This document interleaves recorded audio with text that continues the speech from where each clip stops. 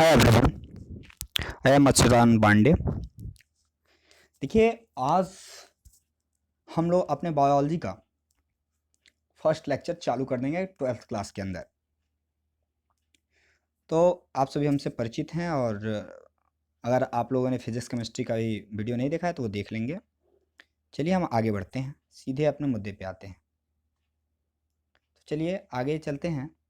आज हम लोग डिस्कस करेंगे अपने पहले लेक्चर के बारे में, लेसन के बारे में, जिसका नाम है रिप्रोडक्शन इन ऑर्गेनिज्म। ठीक है, क्या है नाम? Reproduction in organism. रिप्रोडक्शन का मतलब क्या होता है, आज हम इसके बारे में पहले डिस्कस कर लेते हैं। रिप्रोडक्शन मतलब री प्लस प्रोडक्शन। री माने पुनः, प्रोडक्शन माने उत्पादन। मतलब ऐसी तकनीकी जिसके द्वारा हम किसी भी वस्तु का पुनः उस उत्पादन कर रहे हैं, इस प्रक्रिया को रिप्रोडक्शन कहते हैं।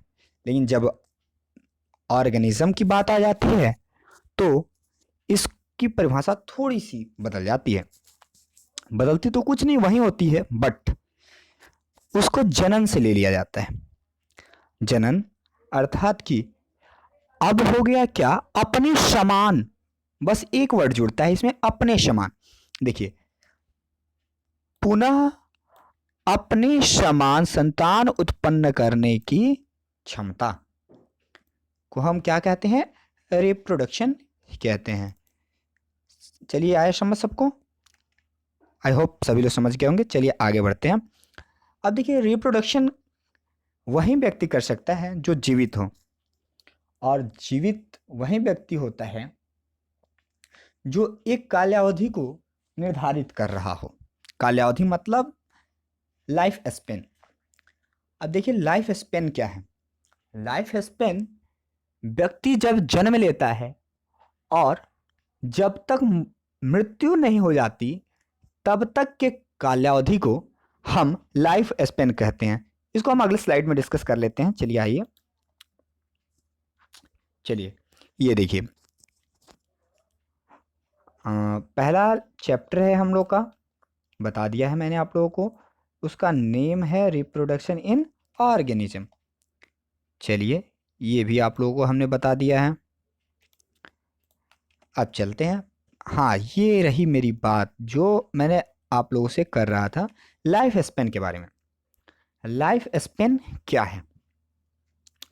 तो देखिए, लाइफ स्पेन वो कालावधि है जब आप किसी T1 टाइम से T2 टाइम तक ट्रैवल करते हैं तो उसी काल टाइम पीरियड को, ठीक है, ये जो इसके बीच का टाइम पीरियड है जिसको हम डेल टी के नाम से जानते हैं, इसी कालावधि को हम लाइफ स्पेन कहते हैं। अब देखिए, इसी को हम लिख सकते हैं लाइफ स्पेन।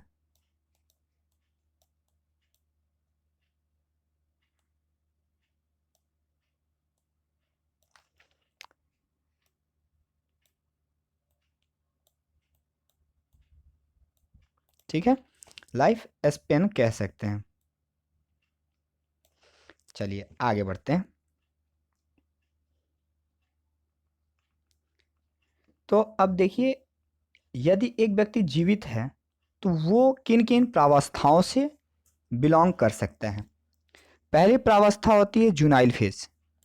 डेट मीन्स कह सकते हैं कि एक व्यक्ति जो जीवित रहता है उसे कुल 3 अवस्थाओं से गुजरना पड़ता है। पहले अवस्था को हम जुवेनाइल फेज कहते हैं, और दूसरे प्रावस्था को रिप्रोडक्टिव फेज, और तीसरे प्रावस्था को हम सेनेसेंट फेज कहते हैं। अब देखिए, जुवेनाइल फेज का मतलब क्या हो गया? जुवेनाइल फेज का मतलब हो गया, एक बच्चा जन्म लिया और जन्म लेने से जब तक मेच्योर नहीं हो जाता, मतलब जब तक रिप्रोड्यूस करने की क्षमता उसके अंदर नहीं आ जाती, उस कालावधि को हम जुवेनाइल फेज कहते हैं। सामान्यतः ये जन्म से लेकर 18 वर्ष की कालावधि होती है। अब देखिए 18 वर्ष से 65 वर्ष, 65 या 60 वर्ष भी मान सकते हैं। तो इस कालावधि को हम रिप्रोडक्टिव फेज कहते हैं। जब वो रिप्रोड्यूस करने की क्षमता उसमें आ जाती है, अर्थात कि वो मेच्योर हो जाता है, इस क्षमता को हम क्या कहते हैं? रिप्रोडक्टिव फेज कहते हैं। अब देखिए इस 60 साल से जब ऊपर व्यक्ति बढ़ता है, अब जब तक डेथ नहीं हो जाती, मृत्यु नहीं हो जाती, ठीक है, लाइफ स्पेन मतलब डेल्टी अपना कंप्लीट नहीं कर लेता, इस पीरियड को हम कहते हैं सेनेसेंट फेज। चलिए अब आते हैं अगला। ये देखिए यहाँ पे कुछ लाइफ स्पेन के बारे में दिया हुआ है, डेल टी के बारे में दिया हुआ है, जो आप लोगों को याद कर लेने हैं। कंपटीशन और 1 मार्क क्वेश्चन में जरूर आता है, ठीक है, ये 1 मार्क क्वेश्चन में जरूर आएगा। इस बात का 100% मान लीजिए कि ये आ रहा है, इसमें से कोई एक जरूर आता है। मैंने कई सालों के पेपर को इकट्ठा करके बनाया है। चलिए हम जब आगे बढ़ते हैं तो आगे चलते हैं। अब अगला हम बात करते हैं कॉन्सेप्ट मैप की ही बात कर लेते हैं अपनी सीधे, और अपने सीधे लेक्चर के नाम पे आते हैं रिप्रोडक्शन के बारे में। देखिए रिप्रोडक्शन जो होता है वो 2 टाइप का होता है। एक होता है असेक्सुअल रिप्रोडक्शन और दूसरा होता है सेक्सुअल रिप्रोडक्शन। चलिए अच्छी बात है, पहले आते हैं असेक्सुअल रिप्रोडक्शन के बारे में जानकारी लेते हैं। देखिए असेक्सुअल रिप्रोडक्शन किस में होता है? पहली बात कि असेक्सुअल रिप्रोडक्शन लोअर ऑर्गेनिज्म में होता है, ठीक है। दूसरी बात कि जो असेक्सुअल रिप्रोडक्शन है उसके लिए केवल सिंगल इंडिविजुअल चाहिए, मतलब केवल एक ही इंडिविजुअल, ठीक है, इंडिविजुअल चाहिए। तीसरी बात कि जब इंडिविजुअल एक होगा तो उसमें वेरिएशन भी नहीं आएगा, और उससे जो संतान प्राप्त होगी उस संतान को हम क्लोन कहते हैं। क्या कहते हैं? क्लोन कहते हैं, ठीक है, उस संतान को हम क्लोन कहते हैं। तो चलिए आगे बढ़ते हैं। और एक बात और इसमें एक केस है कि जो एसेक्सुअल रिप्रोडक्शन के द्वारा होगा वो जेनेटिकली क्या होता है? सिमिलर होता है, ठीक है। चलिए आगे बढ़ते हैं। असेक्सुअल रिप्रोडक्शन के कई पार्ट्स हैं, उसमें पहले हम पढ़ेंगे बाइनरी फिशन के बारे में। अब देखिए बाइनरी फिशन, बाइनरी माने बाई माने 2, बाई माने 2। चलिए इतना तो सब कुछ समझ में आता है, ठीक है। बाई माने 2, नरी माने टुकड़े वाला, ठीक है, और फिशन का मतलब भी टुकड़ा ही होता है, ठीक है। तो ऐसे जीव जो 2 टुकड़े में बट के डिवीजन करते हैं उसे हम बाइनरी फिशन कहते हैं, ठीक है। अब चलिए आगे बढ़ते हैं। आता है अगला मल्टी फिशन। मल्टी माने कई टुकड़े में, मल्टी माने कई टुकड़े में टूटना क्या कहलाता है? Multi fission. इसका एग्जाम्पल अच्छा अमीबा है, और उसके बाद आता है बडिंग। बडिंग क्या है? मुकुलन। अब देखिए ये कोई ऑर्गेनिज्म है, ठीक है, अब इसमें एक ग्रोथ हो गई, ठीक है, और बाद में वो पौधा यहां से कटकर अलग हो जाता है, ठीक है, और यहां से 2 ऑर्गेनिज्म बनता है। ये तो अपना है ही, सॉरी एक सेकेंड, ये तो अपना है ही, लेकिन प्लस में ये भी बन जाता है, ये छोटा सा।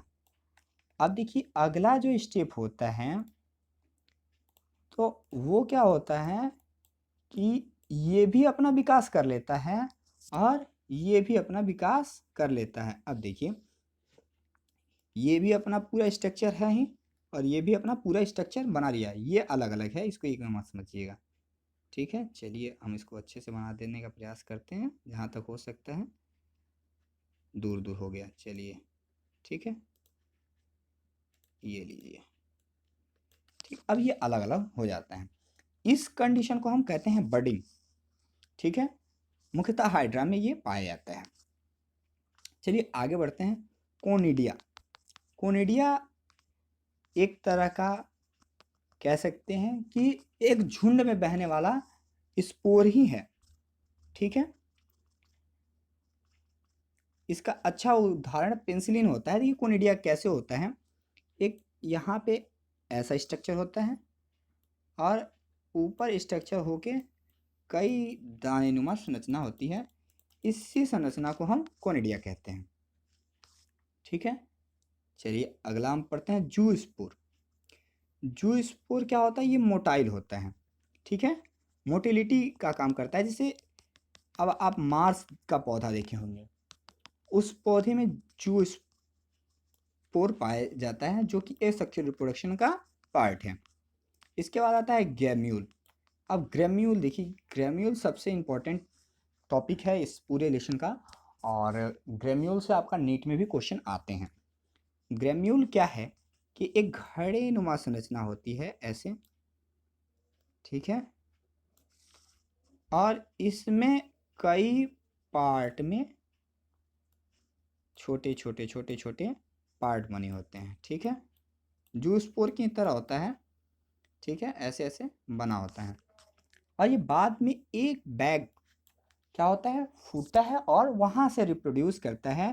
ठीक है, इसी केस को हम क्या कहते हैं, ग्रेम्यूल फॉर्मेशन कहते हैं। चलिए इसके बाद हम आते हैं इस असेक्सुअल रिप्रोडक्शन के सबसे बड़े पार्ट का, जिसको वेजिटेटिव प्रोपोगेशन या वेजिटेटिव रिप्रोडक्शन कहते हैं। देखिए वेजिटेटिव रिप्रोडक्शन का मतलब क्या है। वेजिटेटिव रिप्रोडक्शन का मतलब ये है, जब एक पौधा रिप्रोडक्शन की प्रक्रिया अपने केवल सोमैटिक पार्ट से कर दे, तो उस संरचना को हम वेजिटेटिव प्रोपोगेशन कहते हैं। ठीक है, तो अब देखिए ये सबसे बड़ा ब्रांच है, इसके बारे में अभी हम लोग अलग से पूरी डिटेल्स पढ़ेंगे। चलिए थोड़ा सेक्सुअल रिप्रोडक्शन के बारे में भी जान जाते हैं। क्या होता है सेक्सुअल रिप्रोडक्शन। सेक्सुअल रिप्रोडक्शन जब दो इंडिविजुअल मिलते हैं और फर्टिलाइजेशन की क्रिया हो जाती है। फर्टिलाइजेशन हम आगे चल के पढ़ेंगे, और यदि आपको अभी तत्काल में पढ़ना है तो मेरा पिछला लेक्चर अवेलेबल है प्लेलिस्ट में, आप प्लेलिस्ट में चेक कर सकते हैं। तो देखिए जब दो इंडिविजुअल और उनके जो गैमेट्स हैं जब मिल जाते हैं, तो उस प्रक्रिया को हम कहते हैं फ्यूजन।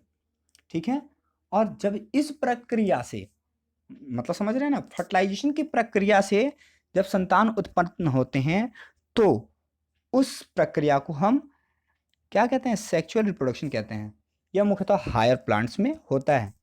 ठीक है, ये लॉन्ग टाइम इसमें लगता है। ठीक है, और ये हार्ड है, फिर भी ये अच्छा माना जाता है क्योंकि इसमें वेरिएशन आ जाता है। ठीक है, जब दो गैमेट्स मिलते हैं तो दो तरह के गुणों का विकास होता है। ठीक है, इस तरह नीट में भी एक क्वेश्चन आता है कि किस में वेरिएशन पाया जाता है, तो क्या इसमें पाया जाता है, सॉरी नीट में नहीं आता, KVPY जो क्वेश्चन होता है उसमें आता है। तो KVPY में ये क्वेश्चन पूछा गया है। तो असेक्सुअल रिप्रोडक्शन में तो क्लोन बनते हैं। ठीक है, और सेक्सुअल रिप्रोडक्शन में वेरिएशन आ जाता है। ठीक है, और सेक्सुअल रिप्रोडक्शन होने के 3 चरण हैं। ठीक है, मतलब 3 पार्ट्स में होता है, ये कोई पार्ट इसके भाग नहीं है, ये इसके चरण हैं, स्टेप हैं। ठीक है, तो पहला क्या होता है, प्री फर्टिलाइजेशन इवेंट होता है। ठीक है, पहले में प्री फर्टिलाइजेशन इवेंट होगा, दूसरा फर्टिलाइजेशन इवेंट होगा, और तीसरा पोस्ट फर्टिलाइजेशन इवेंट होगा। देखिए जो प्री फर्टिलाइजेशन होता है उसमें गैमेटोजेनेसिस होता है और गैमेट का ट्रांसफ़र होता है। फर्टिलाइजेशन में गैमेट्स मिलते हैं और पोस्ट फर्टिलाइजेशन में जाइगोट्स का निर्माण होता है और आगे कई प्रक्रियाएं बढ़ती हैं। जाइगोट्स का निर्माण होता है, सीड का निर्माण होता है, ओवरी का निर्माण एंडोस्पर्म का निर्माण होता है। इस तरह ये बढ़ता चला जाता है। चलिए अगले स्लाइड पे हम आ जाते हैं। देखिए पूरे चैप्टर को हमने एक बार रिकॉग्नाइज कर दिया है और आप लोगों को समझाने का प्रयास इसलिए किया है कि एक बार जब आपको पूरा रिकैप मिल जाएगा तो बाद में आपको पूरे चैप्टर को समझना आसान होगा। चलिए हम आपको यहाँ से यहाँ पढ़ा रहे थे, तो अब देखिए आगे चलते हैं। जो प्री फर्टिलाइजेशन इवेंट होता है, जो प्री फर्टिलाइजेशन इवेंट होता है उसमें क्या क्या होता है, मैंने बताया था कि गैमिडोजेनेसिस जानते हैं, यहाँ से काट दीजिए। गैमिटो माने गैमिड बनना, गैमिड, और जेनेसिस माने बनना। हम आपको बताए थे जहाँ सिस लगता है वहाँ क्या होता है, फॉर्मेशन से संबंध होता है। ठीक है, जब गैमिड बनने के प्रोसेस को क्या कहते हैं, गैमिडोजेनेसिस कहते हैं। चलिए अच्छी बात है, आगे बढ़ते हैं। जब गैमिड बन गया तो गैमिड का ट्रांसफ़र होना भी ज़रूरी है। तो अब क्या हुआ, गैमिड का ट्रांसफ़र होने लगा, तो इस प्रक्रिया को कहते हैं हम गैमिड ट्रांसफ़र। चलिए अच्छी बात है। उसके बाद ये क्रिया यहाँ से चालू हो जाती है। जब गैमिड आया तो क्या हुआ, दोनों गैमिड मिलेंगे, दो तरह के गैमिड आते हैं और मिलते हैं, जिस प्रक्रिया को हम कहते हैं फर्टिलाइजेशन। ये दो तरह से हो सकता है, एक तो ये रहा इंटरनल और एक एक्सटर्नल। ठीक है, इंटरनल फर्टिलाइजेशन वो फर्टिलाइजेशन है जो सीधे एक इंडिविजुअल से दूसरे इंडिविजुअल्स के क्या होता है, बिना किसी के संपर्क में आए हो जाता है। इस प्रक्रिया को इंटरनल क्या कहते हैं, फर्टिलाइजेशन कहते हैं। और वो फर्टिलाइजेशन जो किसी बाहरी आवरण के टच में आ जाता है, बाहरी मूवमेंट के टच में आ जाता है। क्या टच में आता है, वो तो बोले जा रहे हैं, क्या टच में आता है, गैमीट। क्या आता है, गैमीट। जब गैमीट एयर के संपर्क में या किसी के संपर्क में, एयर या वाटर के संपर्क में आता है, तो इसको हम क्या कहते हैं, एक्सटर्नल फर्टिलाइजेशन कहते हैं। और जब किसी संपर्क में नहीं आता तो उसे इंटरनल फर्टिलाइजेशन कहते हैं। चलिए अब यहाँ से होने के बाद सीधे आ जाता है फर्टिलाइजेशन इवेंट के बारे में। फर्टिलाइजेशन इवेंट में क्या होता है, जब फर्टिलाइजेशन हो जाता है तो पोस्ट फर्टिलाइजेशन इवेंट आता है। और पोस्ट फर्टिलाइजेशन इवेंट में सबसे पहले क्या होता है, जाइगोट का फॉर्मेशन होता है। ठीक है, अब तो फर्टिलाइजेशन हो गया, अब क्या होता है, जाइगोट का फॉर्मेशन होता है। और क्या होता है, फिर एम्ब्रियोजेनेसिस होता है। क्या होता है, कुछ टेक्निकल फॉल्ट आ गया, फिर एम्ब्रियोजेनेसिस होता है। ठीक है, अब देखिए एम्ब्रियोजेनेसिस हो जाता है। एक सेकेंड कुछ गड़बड़ है, सही करने का प्रयास कर रहा हूँ, टेक्निकल इश्यू है। उसके बाद एम्ब्रियोजेनेसिस होता है। अब एम्ब्रियोजेनेसिस होने के बाद एम्ब्रियो का निर्माण होता है, और एम्ब्रियो का निर्माण एक फॉर्म होता है, यंग वन बन जाता है, और एक फॉर्म हो जाता है, सीड बन जाता है। ठीक है, और इसमें अब एंडोस्पर्म का भी निर्माण होता है, सीड का भी निर्माण होता है। वो सारी चीज़ हम आगे चल के पढ़ेंगे। तो थैंक यू। ये लास्ट पेज है। हम एक रिक्वेस्ट करेंगे कि आप सभी इसमें होमवर्क अपना करें, और होमवर्क आपका होगा SW कि आप अपनी NCERT की एक रीडिंग लगा लें। ठीक है, और रीडिंग लगाने के बाद कल से हम लोग अच्छे से पूरे लेक्चर वाइज पढ़ेंगे। और आप चाहें तो मेरी पुराने लेक्चर यूट्यूब पे अवेलेबल हैं, आप उस पुराने लेक्चर्स को भी एक बार देख सकते हैं।